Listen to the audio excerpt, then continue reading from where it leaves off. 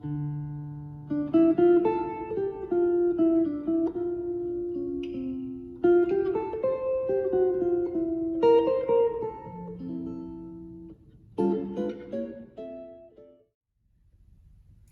back. Let's take a look in this video about shell voicings. So to understand a shell voicing, let's start with just a concept of the major scale. So you know the sound of a major scale, the do, re, mi, fa, sol, la, ti, do arrangement of sounds. And here it is on the guitar.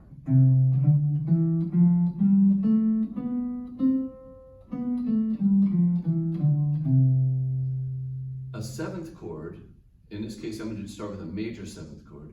A major seventh chord consists of the root of that scale, do, and then I'm going to skip the re and move to ti, or to mi rather, then skip fa, and move to sol, skip la, and move to ti. So I have do, mi, sol, ti. Those are the notes in a seventh chord. But a shell voicing leaves out the fifth of the chord, and the reason for that is that the fifth in jazz is a note that often gets messed around with. You know, sometimes we sharp the 5, or sometimes we'll have a flat 13 that could clash with the 5. And so by leaving that note out, it allows us to function in a lot of different situations and to be a part of the music and not really get in the way of other things, say a piano might be doing.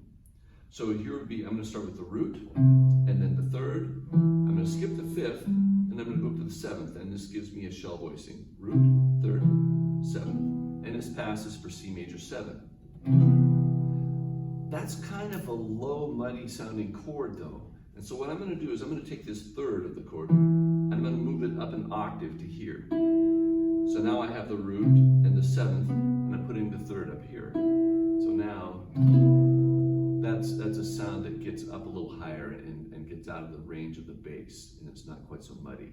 I can either strum that chord with a pick, in which case I need to deaden all the strings I'm not playing. I need to dampen the fifth string and the first and second strings. And I do all of that with my first finger, just using the side of it. So I can play this one note and all the rest of those notes are dead. And then these notes are in front of the dead notes, and so they'll ring out. The other thing I can do, and it's a good idea to kind of get used to doing this, I can either play the pick as the bass and these two fingers as the upper notes of the chord like this, or I can do something with the pick. The most basic thing is to stick it in your mouth, but what a lot of people do is they find little ways of hiding it in the hand, behind the first finger, between these two fingers like this. And it's pretty amazing to watch somebody who's good at this. The pick just seems to disappear and they magically appear when they need it. And it's a good thing to kind of practice doing. That gives you the access to your thumb and these two fingers now. So now I can play thumb, and then the seventh and the third of the chord. So that's how I'm going to play this chord. I'm going to use my fingers, and that allows me to hear all three of the voices and to adjust the volume for any one of those voices at any time. Now if I take the seventh of this chord, which is being played by this finger, if I lower that seventh by a half step, now I get a dominant seventh chord. So this was C major 7, this is C7, which means dominant 7. If I take the third of the chord, which is being played by my pinky, and lower it by a half step, now I have a minor 7th chord. And note that I'm changing the fingering too to accommodate that chord. The fingerings I'm using, I recommend that you adopt. There are good reasons for using them. Other choices are possible, of course. You know, you could do this, and you're not wrong, but I suggest you try these fingerings because they're going to move more smoothly to other voicings. Then the other shell voicing I want to teach you that has its root on the 6th string, the C, is I'm going to take the 7th of the chord and I'm going to lower it again to the 6th, and that gives me a minor 6 chord. But it can also function as a diminished 7 chord. And the reason is that if I have a perfect 5th in the chord, which we're leaving out, remember, that becomes a minor 6 chord. But if there's a flatted 5th, it's a diminished 7th chord. But I don't have the 5th in there, so this chord is ambiguous. It can function as either one of those chords. Makes it very versatile. So again, I've got major 7, dominant 7, minor 7, and and diminished 7, or minor 6. Now let's go to the 5th string. I'm going to play the same scale. Well, it's an F major scale this time instead of a C, but this major scale.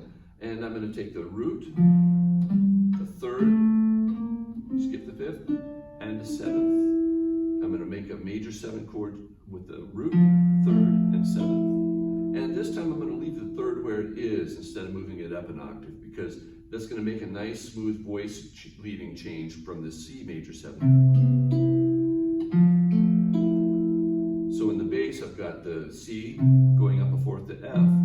In the upper voices I've got this going to that. Very, very smooth. One note stays the same. Notice the pinky doesn't move, and you should utilize that. So here's C major 7 to F major 7. And I should be able to take that through the circle of fourths. B flat, E flat, A flat, D flat, G flat, B, back up to B, to E, A, D, G, C, and then ending again on C.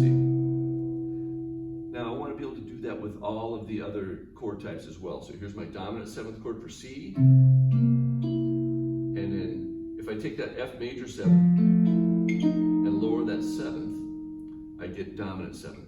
But I'm going to move to these 3 fingers. And the reason is because I want to keep these 2 fingers on this interval right here. Here they are for C7. If I move them down to here, there they are for F7. There they are for B flat. By using this fingering, I can go through the circle of fourths with the dominant 7s like this.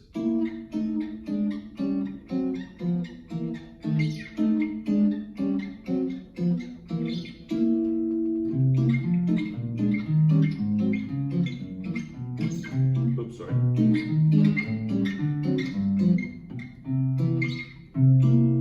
Got off a little bit on my chords down there, but you get the idea, right? Okay, I'm going to do the same with the minor 7s. Here's the root 6 minor 7. Here's the root 5 minor 7.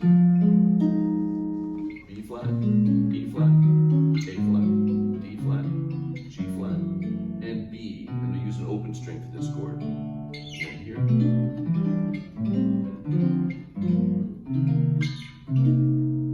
And then the same obviously for the diminished 7 or the minor 6. So here's the root 6. And if I take the minor 7 chord from the root 5 and move the 7th down, that's my fingering and voicing for the minor 6 or diminished 7 on the 5th string root.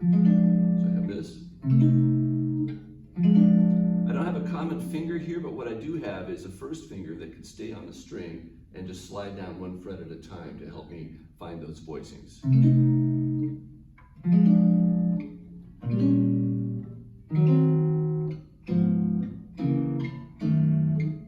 Open string on that chord.